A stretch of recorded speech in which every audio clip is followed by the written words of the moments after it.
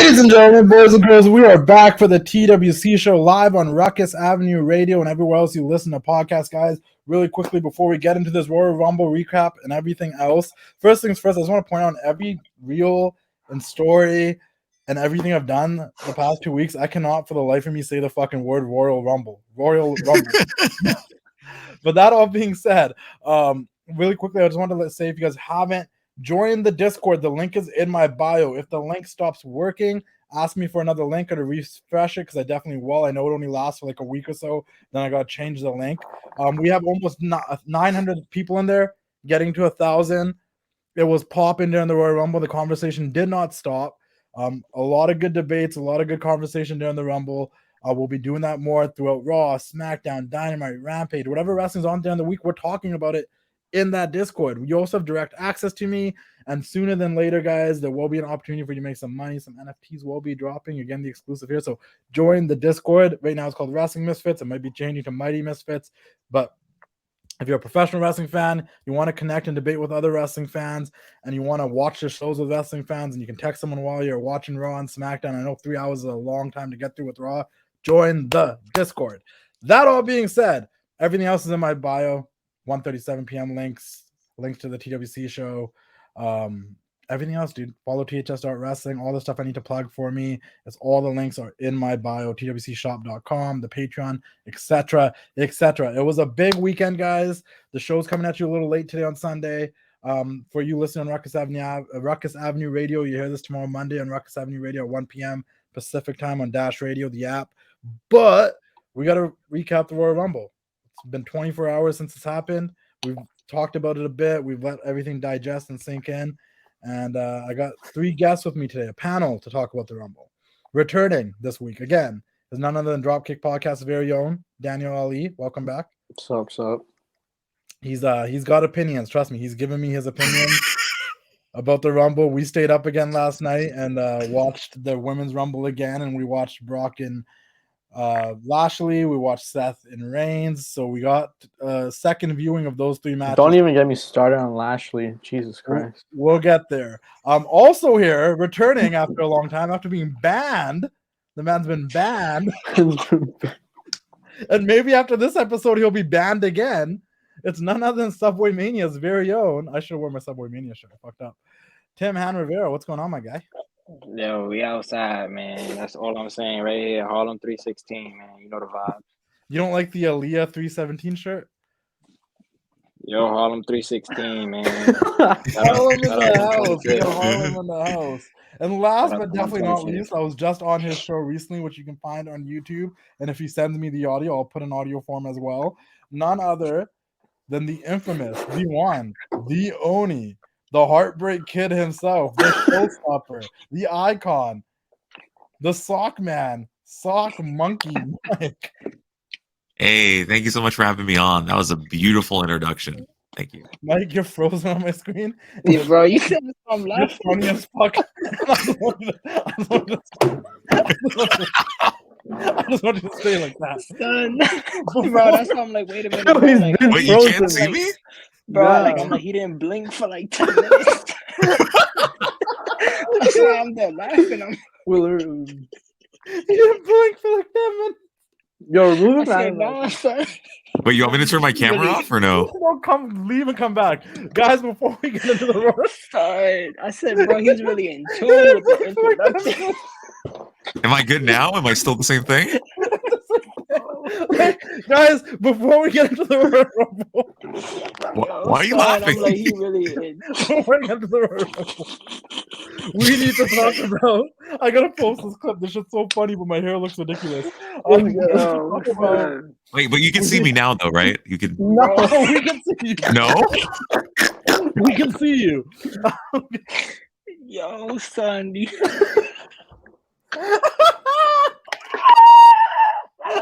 Oh, man. Yo, son. Yo, son, man, you a fucking legend, bro. So we are here. The first thing we're going to talk about before we get into the Royal Rumble and all of our thoughts on Lashley, like Daniel said, Lesnar, Rollins, Roman, and the Women's Royal Rumble, which I think we're going to dive into because it was a better Royal Rumble of the two. we're gonna start off with a quick touch base on some of the things that happened on AEW Dynamite this past week. Rampage was a solid show too. It had some good matches on there. Obviously, Jade squashed Julia Hart as expected. FTR got a big win over Brock Anderson and Shotty Lee. I don't know if that was a big win, but it was cool to see Tully and Arn go at each other and FTR get a victory on television. And there was, I think, I forget what the main event. Moxie beat up someone, and there was another match on that I can't remember for the life of me right now. Oh, Jungle Boy guys won their match and got attacked by the Ass Boys. But we're not going to talk about Rampage. I just told you what happened on there. It was a solid show if you want some good wrestling. Dynamite.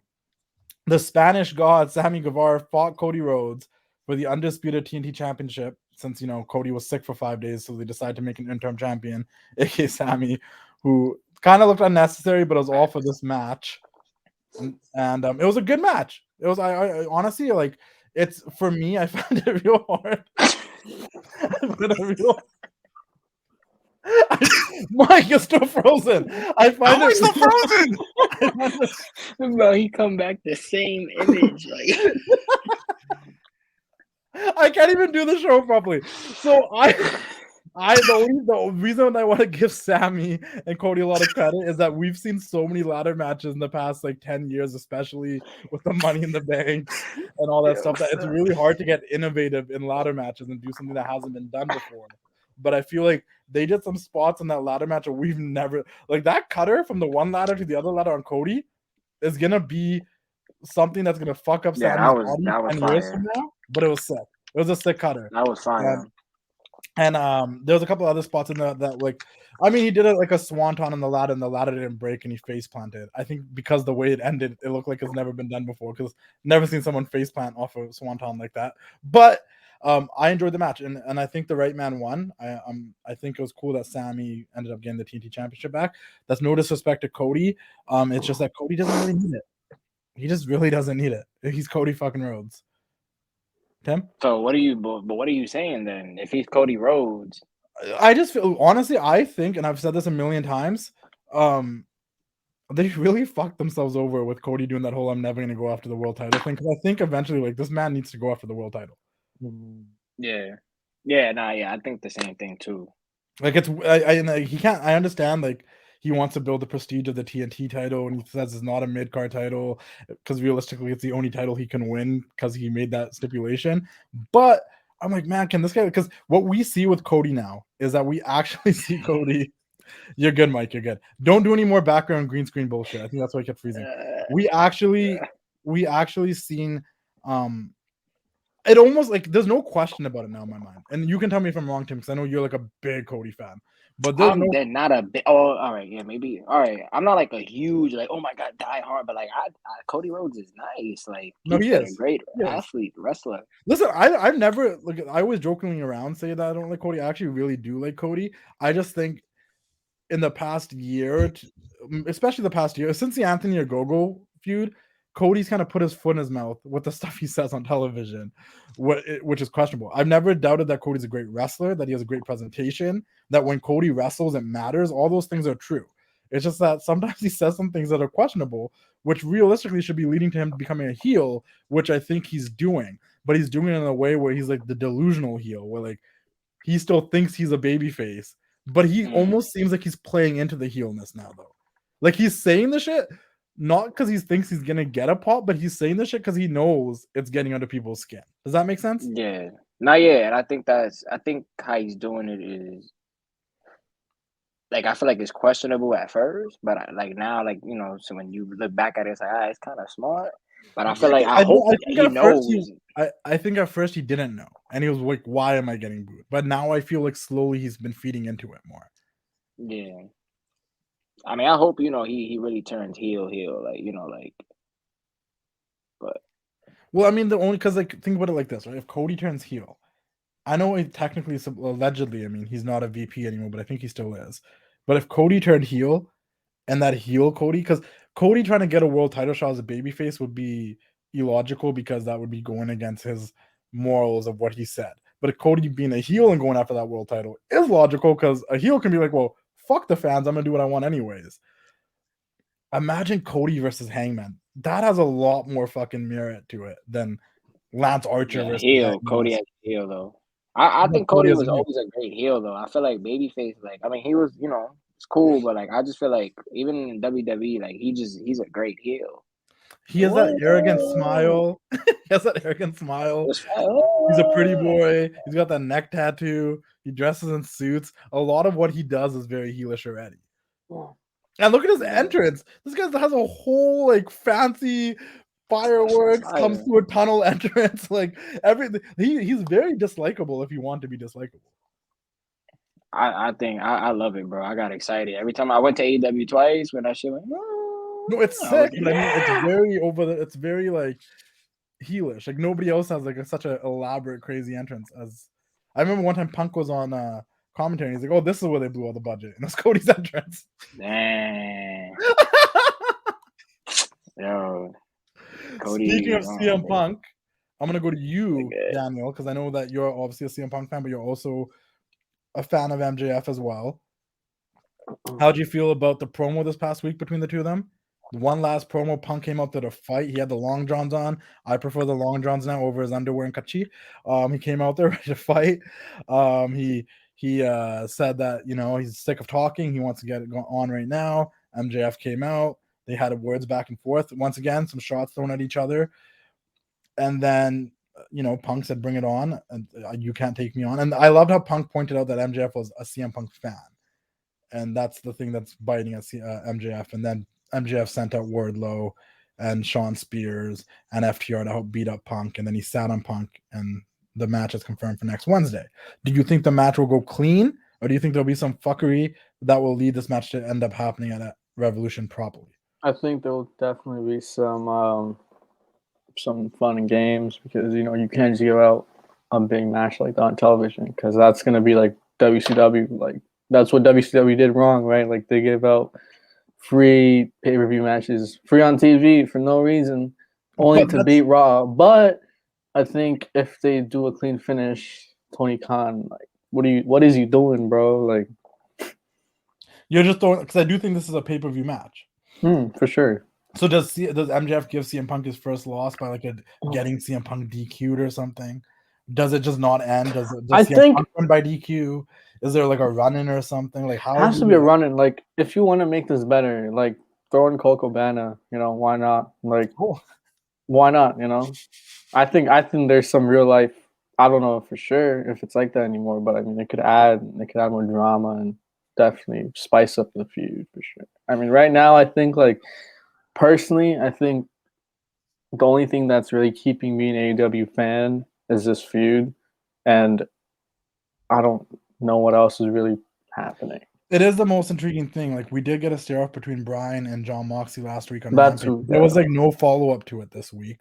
Mm-hmm. I like what's going on with Malachi and Brody. I'm glad we actually finally got a promo from them. They're going to be facing Pac and Pentagon next week. I like Pac and Pentagon as a tag team. I like both those guys. So I like to see where that goes. But yeah, MJF and CM Punk has been some of the most exciting shit on television every week when it comes towards AEW. To your point, though, this isn't WCW. I know they give a lot of free stuff away on their Dynamites and stuff, but they only have 4 pay-per-views a year. WCW, but also this actually is a television situation. This isn't a and that's what Nitro used to do. The reason why Nitro would give you free matches because they really didn't care about the pay-per-views that much. They cared more about the ratings on television. That's what they were trying to serve because they were owned by a television company. Not that AEW is owned by a television company, but they're on TNT, and to stay on there and stuff, you want to make sure you give stuff on TV that gives the ratings a boost because the pay-per-views only having 4 years anyways, you just hope that you are profitable with them. You don't really care if they're getting the most viewers, if that makes sense. So and to be honest, I'll give AEW the benefit on this, and is that there's a Raw and SmackDown every week, and 90% of the time that shit doesn't feel special. AEW will go and try to make Dynamite and stuff feel special, so you tune in. Tomorrow we got Ronda and Brock on Raw, and that's what they're trying to draw us in to watch Raw. But to be honest, it doesn't really make me want to watch live. Now, if you tell me that MJF and CM Punk are fighting this Wednesday, there is a part of me that's like, I don't know what's gonna happen. I don't know if this is going to be a clean finish, but I definitely want to watch live when it does happen. Does that make sense? Yeah. I do think MJF should give CM Punk his first loss, but I definitely think it should happen at Revolution. Mm-hmm. The other thing that is really odd to me about Dynamite, and then we'll move on to WWF or WWE. Wow. But, we started talking about WCW, and then I said WWF. I don't know what just happened. Come on, bro. Yo, you dropping the ball, bro. I just need to get man, wrong decade, bro. Wrong decade. Sockman, to you. Okay, this one's for you. Last AEW question of the week. Yeah. Obviously, I have a lot of questions about the women's division. I'm that a fan. I'm a fan of Sockman. No lie, I'm that a fan of Sockman, bro. I bet fuck with Sockman. He's that fucking. I'm that a fan, bro. Thank you. Sockman. Bro, Sockman 316, man. I dead rocket, bro. Get the shirts now. I was dead rocket, bro. Sockman 316. So yes, Justin. Britt Baker. She came out. She cut a promo. Talked about her accolades.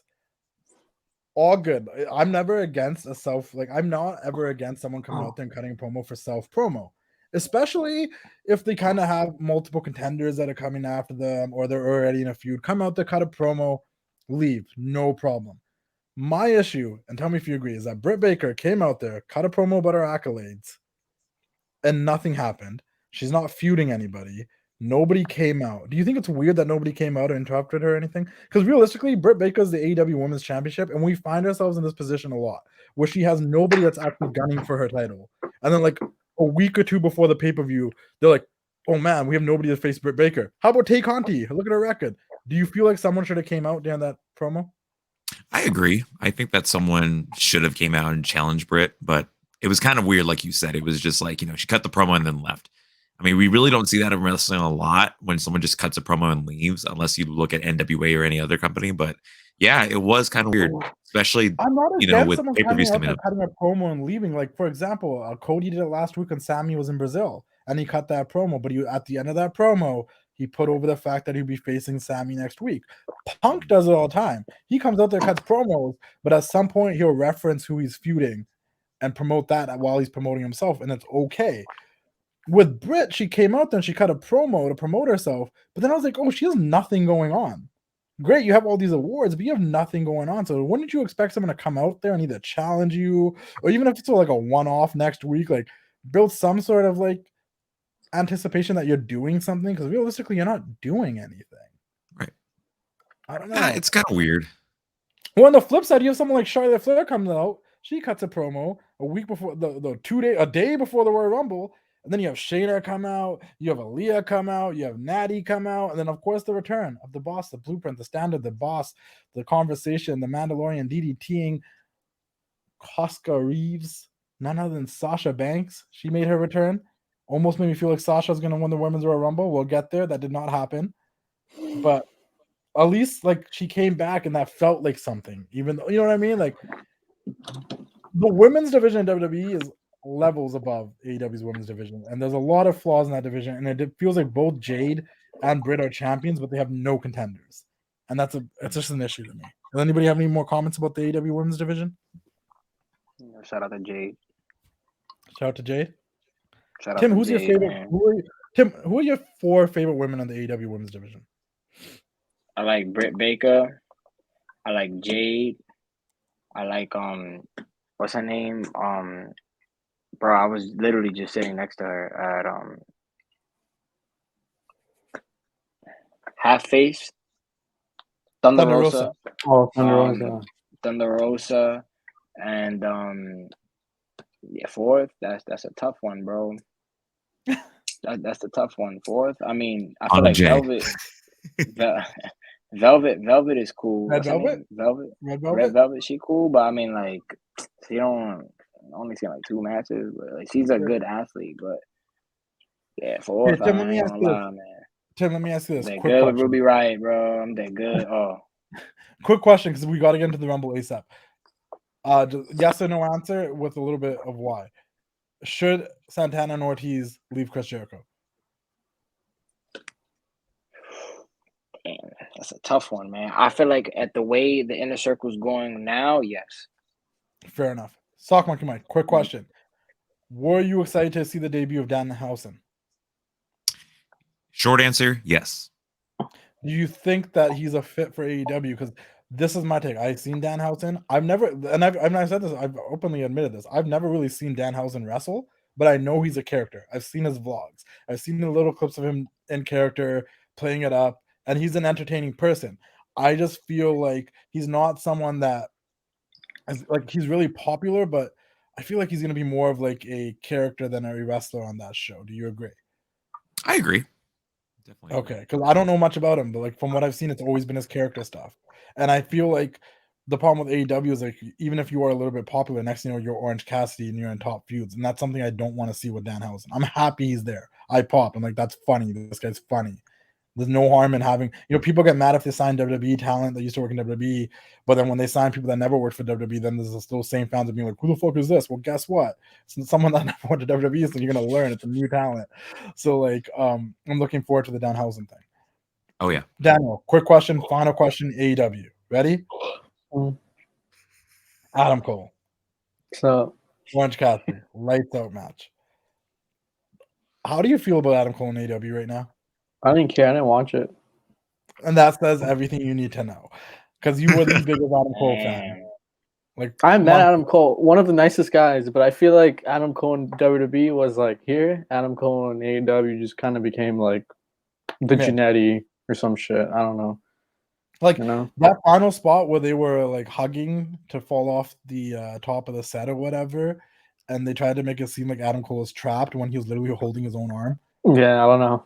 Go watch it, guys. Listen, once again, I say this every week. I want AEW to prosper. We don't have a lot of time to dive into all the things that I think AEW can do better to prosper today. Tune in next week. We'll get more into it. We need to talk about the Royal Rumble. I said I was a Narcolepsy Boys YouTube channel, did predictions. We did predictions on here last week, Daniel. I did a little reel about predictions. I was wrong about all my predictions for the Rumble because the one thing I said I didn't want to happen happened, but I'm actually not mad about it. The one thing I said I didn't want to happen was I didn't want the entire Royal Rumble to be based around the Brock and Roman feud. I just didn't want that. I thought that was unfair to all the other talent on the show. And I think that actually did hurt the men's Rumble a little bit because it ended up being based around the Brock Roman feud. But I'm such a storyline sucker that I love what they did that night. And I'm going to break it down really quickly. And you guys, I'll ask you guys' opinion after I break down a certain part. First things first, I said that either Seth or Bobby had to win the championship because the last thing I wanted to see was Brock Lesnar versus Roman Reigns at WrestleMania title for title. I thought that was the stupidest thing ever. One of these guys have to lose the title somehow. So I said, as I said on a couple of the shows, Roman and Seth are probably going to open the show because Roman said in the past he either wants to open the show or close the show. He ain't doing nothing else. And it was going to lay out the format for the show because you have 2 Rumbles, 2 championship matches. Like there's a lot of things that people were invested in that you had to separate throughout the show. Roman and Seth opened the show. Hell of a fucking match. Told a hell of a fucking story. Seth came out there in the Shield gear, which was super fucking cool. Mind games on Roman and stuff. Came through the crowd, the music and everything.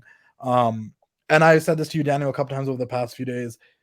All of this only works because it's Seth Rollins. The only people that can fuck with Roman Reigns at this level with mind games is Seth Rollins or Moxley, Dean Ambrose, because they actually were a team for about 3-4 years there. They actually were like brothers. Those 3 guys know each other better than anybody else knows each other. And the fact that we're going with the story that Roman Reigns has never beat Seth Rollins, I was worried that they were going to have Roman beat Seth here, and I really didn't want that. But if you watch the match, and we watched it again last night, Daniel, Seth was in control 90% of that match. Seth had Roman's number. He powerbombed him through a table. He was catching him on everything to the point where Roman got so frustrated with Seth that he just wouldn't even let go of the submission guillotine, even though Seth had the rope for it to end in a DQ. I thought it was brilliant. I thought it was tremendous storytelling. To this day, Roman Reigns still has not figured out how to beat Seth Rollins. It's something they can come back to down the road if they want to. And moving, like, out of all the people we've seen Roman Reigns beat in the last 500 and whatever days, Seth Rollins is still his kryptonite. And this is my favorite Seth Rollins right now.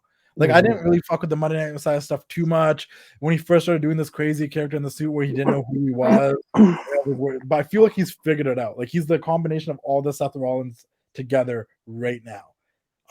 And he seemed like he was moving faster and stuff. Daniel, what were your thoughts on this match? I know you were very high on it. I think it was the match of the night. Everything made sense. There was some callbacks at the end when Roman hit Seth with the chair. That was really good. Even when Seth fell on the rope, like the bottom rope, just like how Roman fell on the bottom rope, like in 2014 when he got hit by the chair. But it was cool. It was cool seeing him with the Shield gear, and I just wish he dyed his hair blonde just for one night. Would have been cool. But overall, solid match, solid ending. I get why it was a DQ. I know why fans are pissed, but in order to make Seth seem strong and keep the belt on Roman, it was a good way to do it. And I don't know if you can count this as a loss for Roman because he did get DQ'd. So does that mean his streak of winning is over? I don't know. I'm pretty sure Roman's lost a couple of matches during this streak. He just hasn't. Oh, but you mean he hasn't lost a pay-per-view match for a pay-per-view match? Yeah, he hasn't. So I guess technically, it's not like a because last time he lost the pay-per-view, or last time he lost a pay-per-view match was 2019 of TLC. So, but is it really like him getting choked out? Like, does that make Seth Rollins look stronger? Because you just got choked out. No, he didn't. That's the thing. Seth never got choked out. If you remember, Seth got up even after he let go of the guillotine. If he got choked out, he'd be like out. Seth grabbed the rope, and then Roman didn't break the hold. Like, he held it for the 5 seconds. So Seth didn't get choked out. He didn't let go of the hold when Seth had the rope, meaning the ref just called the DQ. Not because it was a choke out, because it was he didn't break the hold. And then Roman beat him up with a chair. And even after beating up him with a chair, before they faded away, Seth was kind of like getting up with a smile on his face. So Seth never really went down the entire match. Even with the choke out, like Roman just wouldn't let it go. That was a problem. Roman was holding him being like, he deserves this. He deserves this. Because he was so frustrated that he couldn't beat him. And that's the only person. You know what I mean? What's that? What's the cane chopped up? No, man. And I think it made Seth look strong because Roman couldn't beat him. And this is the only thing Roman could do to get out of that match. It was a good match. I'm not gonna lie. I'm not gonna lie. That was a good match. Stockman, how'd you feel about the match? Oh, I thought it was great storytelling. As you guys mentioned before, I feel like that Seth has Roman's number, and I feel like that Seth could be a great contender for the Universal title in the future. And I think this sets up Seth to be the contender for the WWE Championship. I think he's the most likable. Listen, there's a few guys on Raw that can go after Lashley's belt now, and that is Seth, that is Kevin Owens. Maybe they'll bring Goldberg back. I don't know. Bring back his old theme song, not this theme song. But I don't know. His old theme song. Because as far as I don't know. I think the WCW one. Yeah, WCW one. But overall, I mean, earlier today, those reports that they have no idea what to do with Bobby Lashley as a champion for WrestleMania. I mean, not like they don't have any idea, but they didn't have plans for that yet. Whereas they already have plans that they were going to go with Brock and Roman this entire time. Let's talk about Lashley versus Brock now, then, because Lashley versus Brock. Once Seth didn't win the belt, I'm like, well, Lashley has to win this belt because otherwise, what are they going to do? Is Brock just going to win? And then we're going to go into Elimination Chamber. Maybe one of them loses the belt. I was very confused there. And to be honest with you, I know Daniel's not a big Lashley fan and stuff. I'm a Lashley fan. Wow. Lashley. Yeah, bro, they don't even have plans for him. I told you. Bro, he's not that Lashley great. Is dead fire, bro. What are you I'd rather watch the paint dry on my wall than a Lashley match. Bro, you hearing this? Bobby Lashley. I feel like Bobby Lashley and Brock Lesnar, the match. I feel like things could have been tweaked a little bit, but I feel like that is like a fantasy, at least for me. I would put that up there as that was like a fantasy. That was definitely a dream match for me. Yeah, dream. The only thing that was ruining it for me was I was like, oh, there's no way Brock's losing, and that kind of sucks. Because honestly, I'm like, I would like Lashley to beat Brock. If the way the storyline was going, yeah. But I feel like if they would have did things a little bit more different with Bobby Lashley, Bobby Lashley, I feel like he could. He didn't go into the match with a lot of momentum. Yeah, exactly. He went into it like Brock was making him look like a chump and shit, and not taking him seriously. But I do think Lashley, I don't know if we've seen it before, but the way that Lashley caught Brock with a German, I don't think we've ever seen anyone do that to Brock. Because I think Brock went into underestimating him, and then dude, these are two real badasses. These are two guys with actual MMA background. Lashley has a better Exactly. record in MMA than Brock Lesnar does. He actually does. His MMA record's way better than he's like 15-3. Brock was like 3-2 or some shit. Like, Bro, Daniel don't know about that though. so like, Daniel these don't are two real Batista and Brock Lesnar, not Barney and Brock Lesnar. All right. He's not Barney. Barney would Oh, whip he's your ass. Barney. He looks like Barney. Bro, did you read? I don't know if you heard about it, but they don't have plans for the WWE Champion. What does that tell you? If you were paying attention, that's how we started this. What does that tell you? They don't have plans. It tells you that they didn't know what to do ever since Roman got sick and they had to put the belt on Brock, and now the whole plan's confused. Because Lashley's not a draw. Already been champion. Big E could have retained, but because they had to put Brock and then he won the belt, everything was audible. The entire thing was audible. And the only thing that's been set in stone for like months now is the fact that we're gonna get Brock and Roman. We already know that. I don't know, man. Lashley doesn't cut the mustard for me. He cuts the mustard for me, and I'm still happy. Lashley, go ahead. No, my bad. Yeah, I feel like Bobby Lashley, like you bugging, Daniel. I feel like Bobby Lashley is the great athlete. He has a great history. You know what I mean? And he's holding it down for with MVP. I feel like that's a great Hurt Business. And I feel like, bro, if anybody could take down Brock Lesnar, I feel like it could have been Lashley. And I felt that way in the most realistic way, bro. Seth Rollins did not, or somebody, Roman Reigns, bro. Realistically, I feel like Bobby Lashley could take on Brock Lesnar. In a real fight, and I know wrestling's scripted, but in a real fight, I would think that Bobby Lashley would prove to be a challenge for Brock. Not easy, like a challenge. Maybe Brock will still whoop him, but it would be a challenge. I know why you're saying that. Huh? I know why you're saying that. Why would I say that? I know why you're saying that. Let's not play dumb here. Okay, don't just because you didn't come to my Rumble party, you don't need to be making shots at people. But yeah, I'm happy Bobby won. And I honestly, listen, we all wanted this type of shit to happen. We wanted some sort of swerve. We wanted Heyman to turn on somebody. This has been the underlying storyline the entire time. But everybody is has lost so much faith in the WWE that they're like, oh, nothing's gonna happen. Nothing's gonna happen. But when Roman showed up and screwed Brock out of the belt, and then Heyman picked his side with Roman, I'm like, oh, they did something intriguing. Like, this is fucking great. Mm-hmm. So not only did Lashley win the belt, but we got a development in the story between Brock and Roman, where now Heyman's officially picked his side, and it's Roman Reigns, and now Brock has a reason to be pissed. And I fuck with it. Does it kind of hurt that Lashley needed help to win the belt? I guess you can look at it that way. But if you watch the actual match, like Lashley, the match technically ended with Lashley having Brock in the hurt lock and then bumping into the referee. Like, Brock could not get out of that hurt lock. The only reason Brock got out of that hurt lock was because the referee got bumped. Then he caught Lashley with an F5. Then there was no ref. Then Roman came in. So I felt like if you really look at the intricacies of what happened in that match, they made Lashley still look strong. It just, they had a bunch of hoopla at the end to make it, to build the Roman feud. Do you agree, Mike? I agree. They try to make Bobby Lashley look strong. I've always felt like he's always been strong throughout this entire 2 years of this pandemic. But yeah, I totally agree. Real quickly, before we talk about the Men's Royal Rumble, who do you guys think Lashley's facing at WrestleMania if he keeps the belt till then? Owens, Seth, who? Honestly, I don't know, but I don't know, man. It's tough. But it's not even that. It's not even that. Like, because Bobby Lashley's weak. It's just who on the roster's up there. Because they haven't treated anybody like that. Because everything's been based around Roman and Brock.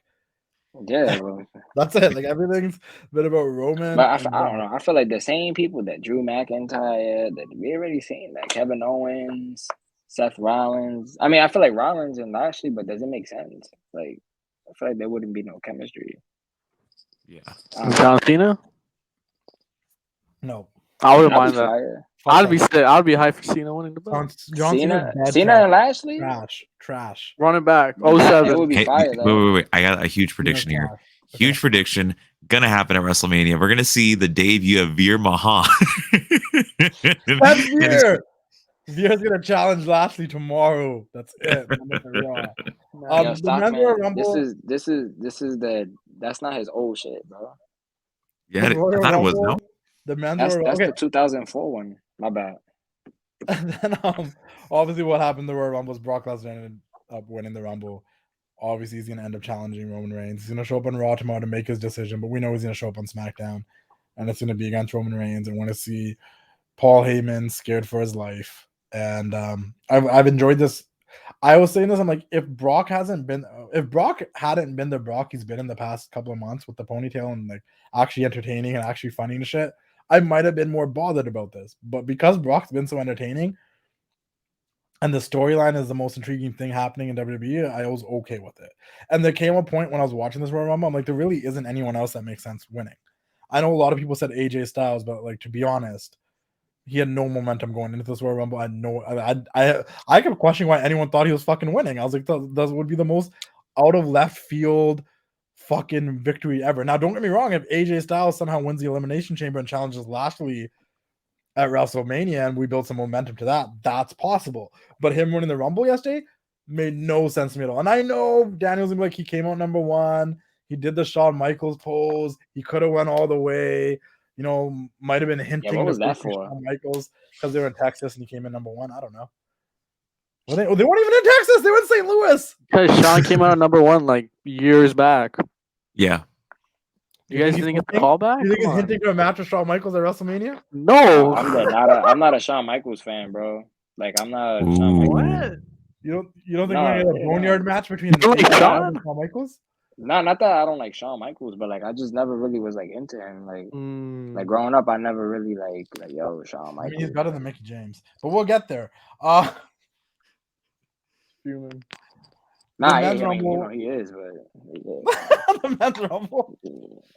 The men's rumble was boring as fuck. There were way too many tag teams in there. It was poorly booked. Bad Bunny. But that's what I was gonna say. It only for me, and this is the same way I felt about the 2018 Rumble. I know a lot of people love the 2018 Rumble that Shinsuke won, but I felt like it was the exact same thing that happened in this Rumble. The first half just really sucked, and then there was a point it started getting good near the end. I felt that's the same thing that happened here, and I think it was from when Drew McIntyre entered. From there forward, it started getting a little bit better because then McIntyre came in, then Owens came in, then eventually Bad Bunny came in, and Ray, and then you had Brock and Randy, and Randy and Riddle had a good little spot to RKOing everyone. Like from Drew McIntyre forward, it got better, but man, this Rumble sucked. There was a lot of people there that were just not believable that they were gonna win. The women's Rumble was way better. Yeah, I'm not invested in a lot of the characters in the men's division right now. Like I don't really care about Otis and Gable and a lot of these like Madcap Moss and Rick Boogs and Bear. Like I just don't care about anything these people are doing. So them even being in there was just like I don't fucking care. It was okay. I was shocked to see guys like Big E just get tossed out because I thought he was a favorite in there. I thought maybe Seth would come back in and win this maybe and then have Seth be able to challenge Lashley, but they went their Brock route. And they had little moments in there like the Sammy and Johnny Knoxville thing.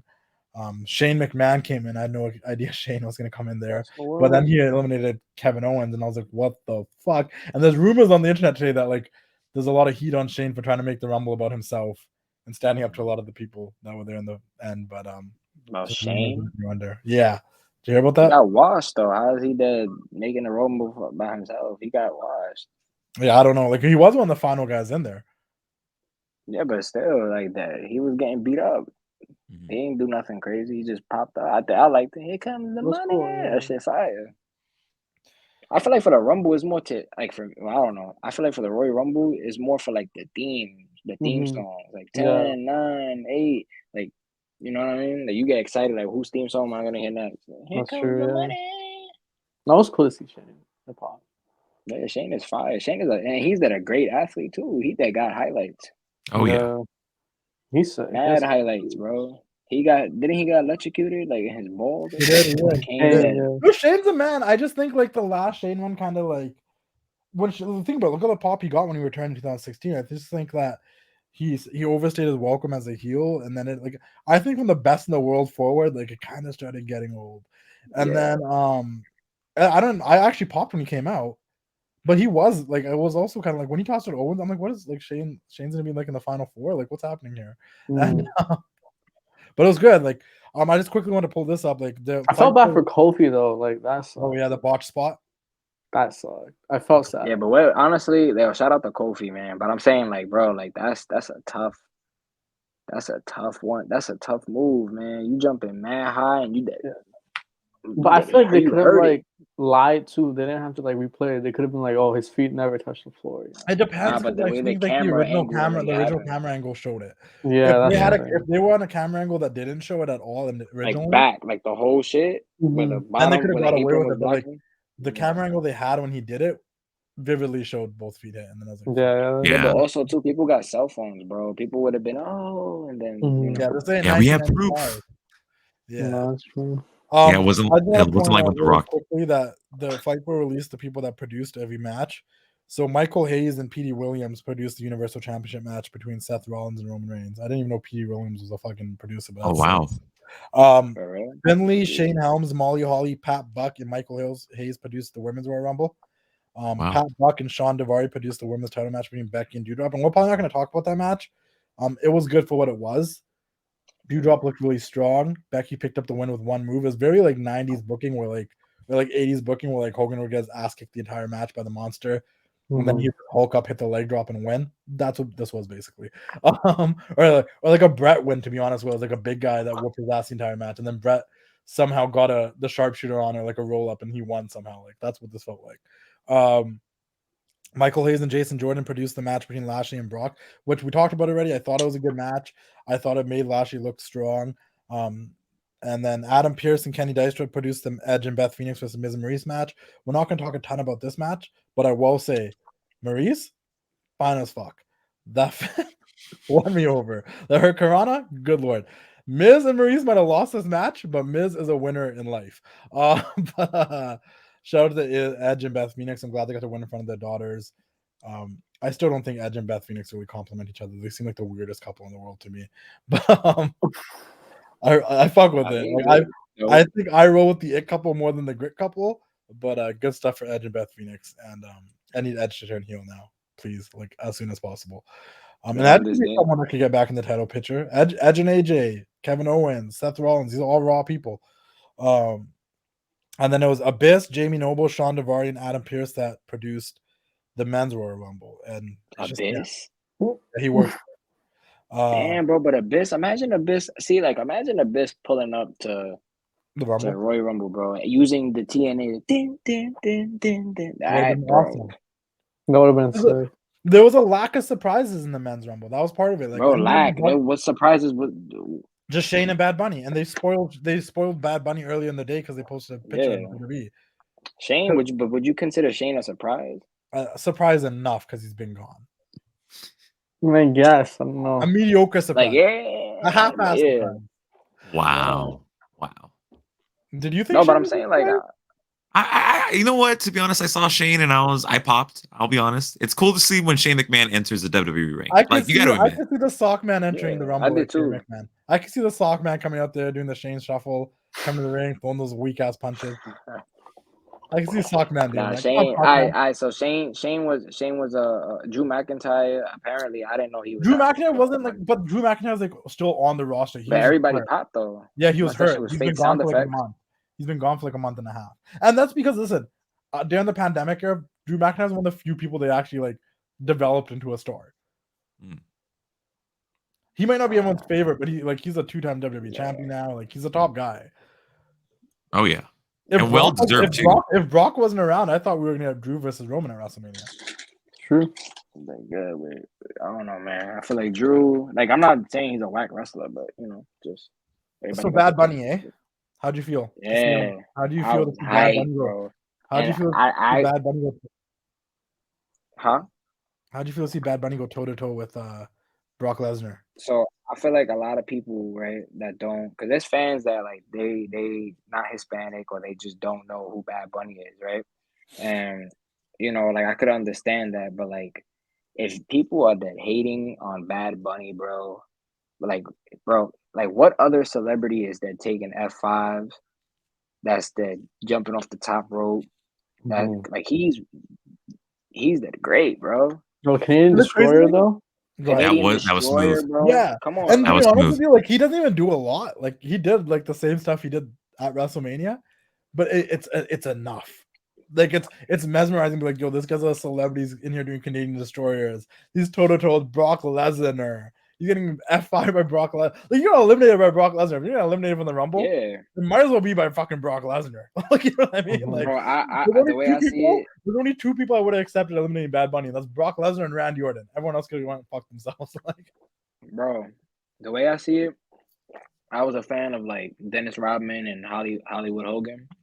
same. And I fuck with celebrities in WWE when it works. yeah, Or but I in feel like wrestling when it works. second that will live for like everywhere. For me, I think it's Bad Bunny, bro. Yeah. Well, Drew Like, Carey has to like, be on he's that up list there with too. Who? Drew Carey, man, host Oh, of yeah. Wheel of Fortune, comedian. Bro, that's what I'm saying. Like the celebrities and bro, like he, the match he had with this guy, Damian Priest, it was fire, bro. Like he was doing Hurricane Rollins. He was nice, man. So I feel like he held it down, bro. For me, like you said, after Drew McIntyre came out, that's when things started pushing. Like Rey Mysterio came out. I popped for Rey Mysterio. I don't know. I just every time I hear that, It's I don't know if you guys know, but I really wish Dominic would go to NXT AEW. That too. But I don't know if you guys know, Drew Gulak actually trained Bad Bunny for the Rumble. Those are like pictures online. That's my friend. For real? Gulak's Yeah. Gulak? Speaking of friends, actually before we get to friends, I'm actually really shocked for both the men's and the women's Rumble that we didn't see any NXT people. No Ciampa, no Pete Dunne, no Roderick, no Braun Breaker. I think they're trying to make it to their own brand. Right? No Dakota, no Raquel, no Io. I even thought isn't Aaliyah? No, she's on SmackDown now. I even thought like maybe like they'll have like Toxic Attraction all enter the women's Rumble. Like that would be cool. It almost makes me wonder like how do they actually feel about NXT now? Like do they really think it's development brand again because they didn't even want to feature them? No, man. I'm just like there's no surprises, bro. I feel like there's no surprises. Well, I mean, the women's Rumble was fucking dope though. I love the women's Rumble. I would watch that again right now. Like I think they told a great story. I think that kicking it off with Sasha was dope. I was stressed. I wanted Sasha to win, and I'm like, she's number 1, but she came out like Sailor Moon, and I'm like, I'll fuck with the cosplay. I fuck with it. Let's go. I grew up watching Sailor Moon. You know, my older sister. I saw that shit. So like, that was sick. And it's crazy because I know Sasha Banks is a big Sailor Moon fan, anime fan, and it took her this long to actually like do Sailor Moon gear. But I'm like, oh, she's dressed like Sailor Moon. Maybe she's actually gonna go from 1 to 30, and didn't happen. Mike, what'd you like to say? No, just really quick comment. I loved when Ivory brought back the right to censor thing. Mike, to me, that was an attitude era kind of thing, ruthless aggression, whatever you want to call that. I fucking loved right to censor. I was one of the few people in that music hit. I knew exactly what it was. I know this by younger people probably like I popped for it. Like, what is going on? Oh, that's right. Even before I saw the words Ivory, I'm like, oh, right to censor. And then I was like, oh yeah, Ivory was part of right to censor. Yep, I popped for it, man. Mike, I'm telling you, if you can do this for the people, throw in a white dress shirt, throw in a tie, throw in some black slacks. I think you could be the next Stevie Richards. I think you could lead the right to censor. You have the look, Stevie Richards with the short hair. It got me tight, bro. Well, I do have this storyline idea that Steven Richards is actually my father, but that's all. He could be the next leader of the right. Look at him. Imagine him in the suit. Bro, you know what's trash too? I always try to have like updated wrestling figures, bro. Like it was like 2006. I'm still having right to censor Steven Richards, bro. Shit was getting whack. But no, the women's Rumble, and even though they told us a lot of the surprises beforehand, like I still got excited to see them.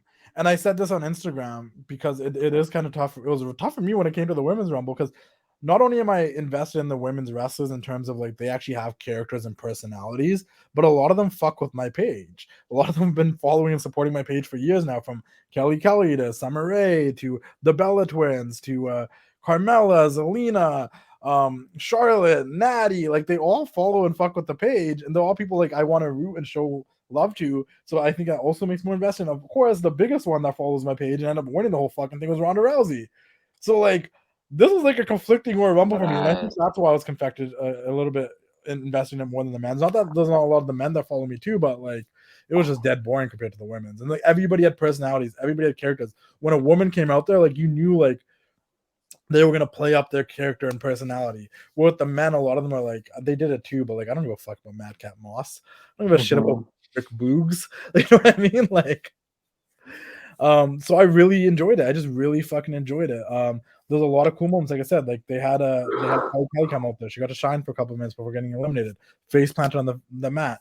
They had Summer Rae come out there and have her confrontation with with Natalia, where they slapped each other and stuff until Charlotte booted her head off and they took her out. They had Michelle McCool and them look strong. We saw Michelle deliver that boot for a second time to Dana Brooke, and I was like, that was a hell of a fucking boot. Ivory, like Mike mentioned. What do you want to say, Mike? No. Just one more comment. We almost got the reunion of the Funkadactyls. We almost got the reunion of the Funkadactyls. They played up the storyline. I thought it was gonna happen. How badly did you pop, Daniel, when you heard "Funk is on the"? Bro, that show was sick. What do you mean? Because I know you used to dance to that when you were a little kid. You told me, bro. You did the whole little thing and shit. Bro, wasn't that the Cat's theme? It was the Cat's theme. It is. Yeah. It was the Cat's theme originally, and then they gave it to Brodus Clay and the Funkadactyls. And then it was Xavier Woods for a while too. It was Xavier Woods for a while too. It was, but that's crazy. But think about it, like she had her own theme song, but they knew they had to use that theme song. She wouldn't have got a pop otherwise. That song got a pop. It was like, oh, but they played up the Sonya Deville Naomi thing, which was good. You know, there's a lot of the storylines within that match, and Charlotte came in looking strong. When Sasha got eliminated, I was devastated, but then Charlotte came through and it was good shit. What did you feel about the Women's Rumble? What was the highlight for you, Tim? Why are you skipping Mickey James, bro? He's dead skipping Mickey James. Bro, I'm like waiting for him. Ronda Rousey returned, guys. Ronda Rousey made her return. I don't know how I feel about it because I do love Ronda. I think she has a presence. She's one of the biggest names in just sports generally. She's a UFC Hall of Famer, Olympian, all that stuff.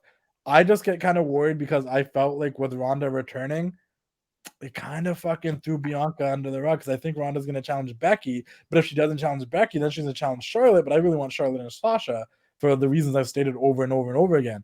They're back in Dallas. They're back in AT&T Stadium. They did this whole video package for Sasha Banks after. Well, I'm like, they're building it as if she's going to have this big match at WrestleMania. They're building it as if she's going to face Charlotte or something, or maybe even Becky. Like, they finally realized that Sasha Banks is a star. They're showing all the stuff she's doing outside of wrestling and everything. And then she got eliminated early, which is fine because Sasha is one of those people that can lose. And being a Sasha fan and Stan, like we're used to Sasha losing and still rooting for her. Like she always comes back, she always stays popular. But like with Ronda here, it's like, fuck, is Ronda gonna challenge Charlotte? Because there's a story there with that too, but there's really a story there with Sasha and Charlotte. How do you feel about that, Daniel? What's up? Oh, no, I was just reading something on Twitter actually where they're talking about Ronda and Charlotte, and then Bianca's gonna go face Becky. So that makes me question, like, where does Sasha end up on the card? Or is 100%. She... Some people are saying, oh, maybe she'll get that dream match with Trish or something. I'm like, I don't give a fuck about that. I get it. If she has a dream match with Trish and she beats Trish, like, fucking cool. That's still a WrestleMania moment. But man, I really wanted her to beat Charlotte here. Yeah, perfect. Same arena that they wrestled in WrestleMania 32 where Sasha should have won. Because they even showcased that in the video package, WrestleMania 32. She came with Snoop. Blah, blah, blah. Like, they showed it. It's like they're playing into the fact that Sasha... I mean, what if they do Sasha, Charlotte, and Ronda triple threat? I don't fucking know. The Melina moment was cool, too. I should throw that out. Alicia Fox was actually a surprise. Melina was actually a surprise. They weren't announced ahead of time. Mickey James. Well, we here. Mickey James is trash. Mickey James, yo, Sockman, come on, yo, honestly, because everybody put their opinion. How do you feel about Mickey James, bro? No, to be honest, okay, here's my honest opinion. I think Mickey James was great in the Rumble. It represented Impact Wrestling, which I thought that was huge. That was cool. In terms of just her being in the Rumble was awesome, and it was cool seeing her in the Rumble. Mike, the question is this: what do you think of Mickey James's legacy? Yeah. When you think of Mickey James, do you think Mickey James is like, oh my god, fucking Mickey James? Or is it she's legendary? Like, she's legendary. She's a former women's champion. Like, she's legendary. She's mid. Let's all just admit she's mid. Bro, she's dead, not mid, bro. The only thing memorable about her is she feuded Trish and she got called Piggy James. Oh, and then also she returned and helped Alexa. Those are like the three Mickey James moments. Yeah, she was El Luchadora. What else has she ever done? Mickey James' Whatever career. She ever had that was relevant. Mickey or La. James I think it's La Luchadora. and TNA, bro. She dead hell shit down in TNA, bro. Well, then she's a TNA legend. Bro, she's a wrestling legend in general, bro. She's a wrestling legend in general, bro. Both of her theme songs is legendary. Mickey James is Mickey James's biggest fan. She thinks she's bigger than she is in her own head. Bro, I promise you, she's dead. I mean, I remember when Mickie James returned to NXT and she faced Asuka and That was a Toronto. cool moment. Yo, but listen, that second run with Mickie James, Bro, when she came back- every match, bro. the second run when Mickie James came back to help Alexa, the most relevant thing she did after the Alexa thing, the only time she ever felt important in that company and felt special was when she went to NXT and fought Asuka. That was the only time they made her feel like a legend. Because the whole rest of that second run, she was just kind of there. She never did anything relevant. She barely had title shots. She wrestled Alexa a couple times. That's not her fault, though. That's not her fault, bro. And that's why she's not that special. And she was literally just in the bro, WWE that's not true, bro. That's she's back here again. Didn't you just complain about trash bags and now you're back here again because you're the Impact World Champion and you want to feel special like you're making history? Like you're so there's wrestlers, Mickie James. There's wrestlers that deserve more and then don't get treated more. She's dead, one of them. She's not. She's dead, one of them, bro. Beth Phoenix deserves more. Maurice deserves more. AJ Lee deserves more. Were you guys disappointed Paige never came out? That was. Mm-hmm. I thought number 30 was supposed to come out. I don't know. I thought number 30 was gonna be Paige, and then it was Shayna because I forgot Shayna was in there. I was like, oh fuck. But the Shayna thing should have stood longer, bro. I don't know if she could have though, but she should have. There crying in the ring. You know, to be honest, I think since she made a dominant victory in the women's elimination chamber, I think she should have at least had a dominant maybe hour run with it. In the Rumble, Shayna, right? Shayna Baszler. Oh, I was like,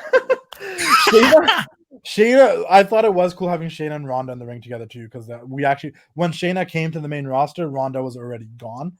So now they're finally on the main roster together, and I think we're gonna see something cool there. Potentially, maybe we'll get Shayna and Ronda against like a Sasha and Charlotte. 2 of the 4 horsewomen against 2 of the 4 horsewomen next month or something like that would be cool. And maybe somehow that still leads to Charlotte and Sasha. I don't know. I'm not disappointed about Ronda winning. The moment Ronda's music hit, I'm like, Ronda's winning. UFC won last night. MMA won last night. Dana White, probably hyped. Brock and Ronda won. But I just, yeah. Once Ronda was in, I knew Ronda's winning. Kind of disappointing because, I wanted Sasha to win. After Sasha got eliminated, I thought maybe it was going to be Bianca. I do think Bianca's legs got cut out from under her because I don't know what else.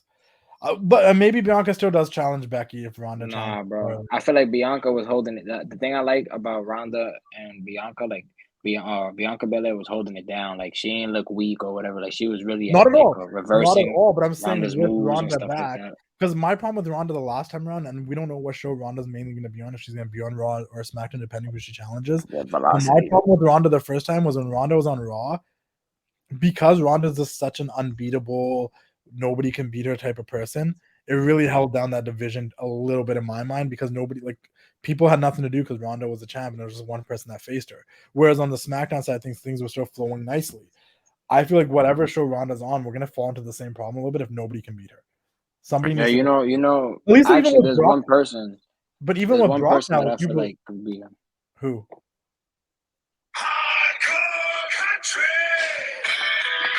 Mickie James, that ass got thrown out by Lita. Okay, Mickie James got tossed out by Lita, and then there's people that want Lita to have a WrestleMania match, which I love Lita. I think she's fucking great. When they returned in 2018 and shit, that was cool.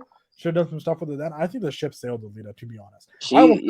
She was kind of rusty last. I don't know, was it me or I feel like I was really scared. Bro, she's just kind of older now. I think it's fate was not it.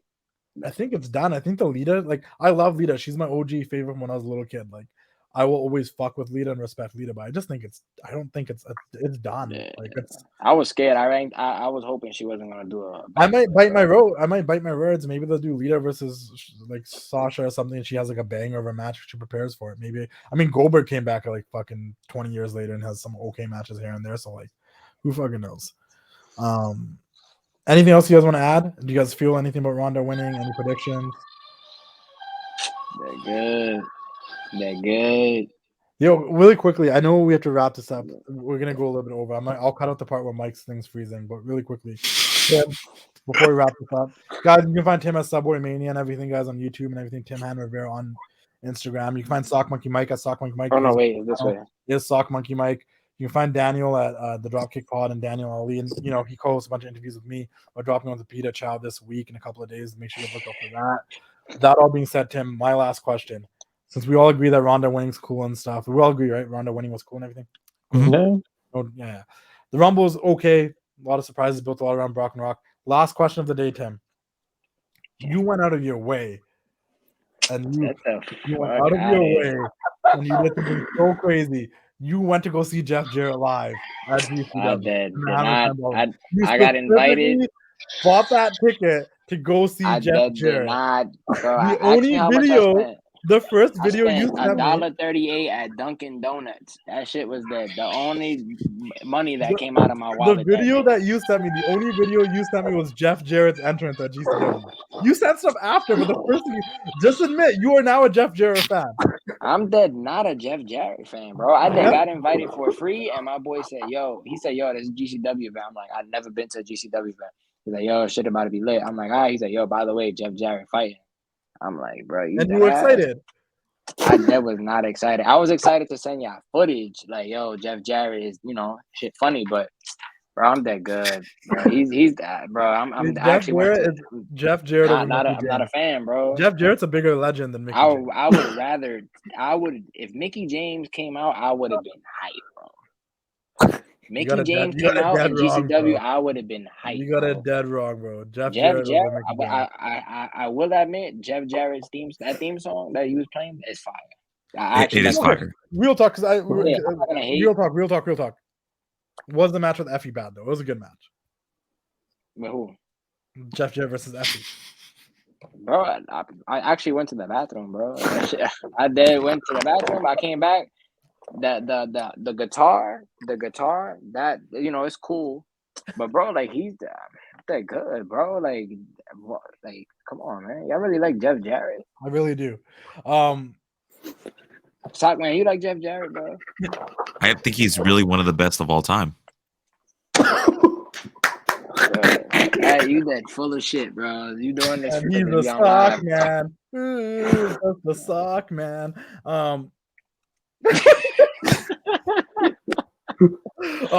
Really quickly, we do have to wrap this over now. I'm gonna have to do some editing. Really quickly, the overall, like, how do you enjoy the GCW experience? How do you enjoy the show in the Hammerstein? Xbox GCW was fire, bro. You got to see Homicide versus Mox. Like, it was a pretty stacked card, man. Like, how'd you feel about it? I thought the main event was a little underwhelming. I thought FTR would come challenge the Briscoes, but I mean, you couldn't do a GCW show in the Hammerstein without Nick Gage, so I understand. Yeah, it was really good, bro. Like I said, that was my first time going to a GCW show. I've always seen like the like their stuff on like social media and stuff, but the show was fire, bro. It really felt like ECW One Night Stand. Like, I know, when I tuned in midway through, and when I tuned in, we tuned in actually right after we recorded the TWC Show last week. Like, I threw it on right after, and the first thing I saw was like I tuned in for the Matt Cardona and who do you wrestle again? Oh, Joey Janela, Matt Cardona, Joey Janela match. Like, I tuned in for that, and then I saw like him come out with Chelsea Green and everything. The whole vibe was like, oh, this gave me great ECW. Match, bro. This gave me Great ECW, match. and like Brian Myers came out, Swoggle came out, X-Pac. Brian Myers did the whole like Edge thing from One Night Stand. X-Pac came out like to help Joey, like just and everything that happened. And literally there was like a segment after with Mance Warner and like Sabu came in. I'm like, this is fucking ECW. This is fire. Bro. Yeah, bro, it was fire, bro. I'm not gonna lie. The fans, the GC, I was like, bro, this is cool.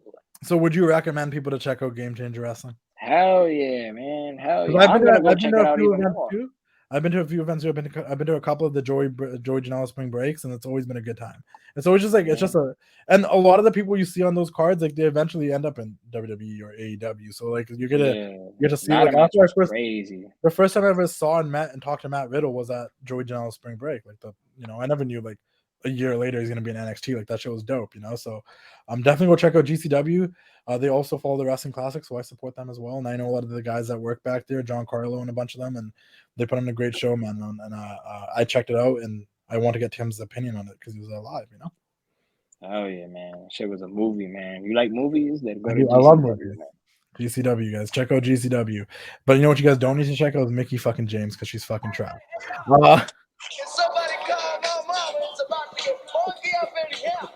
They're good, bro. They're good.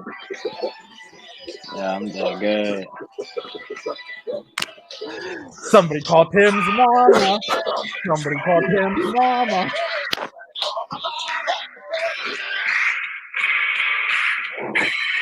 And that's a wrap, folks. We'll see you all next week. Subscribe wherever you guys can. Apple Podcast, Spotify. Make sure you email on Ruckus Avenue Radio. And join the Wrestling Misfits Discord. Click the link in my bio. The link's there, guys. We'll see you all next time. Keep doing the thing. Ooh. Like what Bad Bunny just posted. Like what Bad Bunny just posted. Bad Bunny's a man.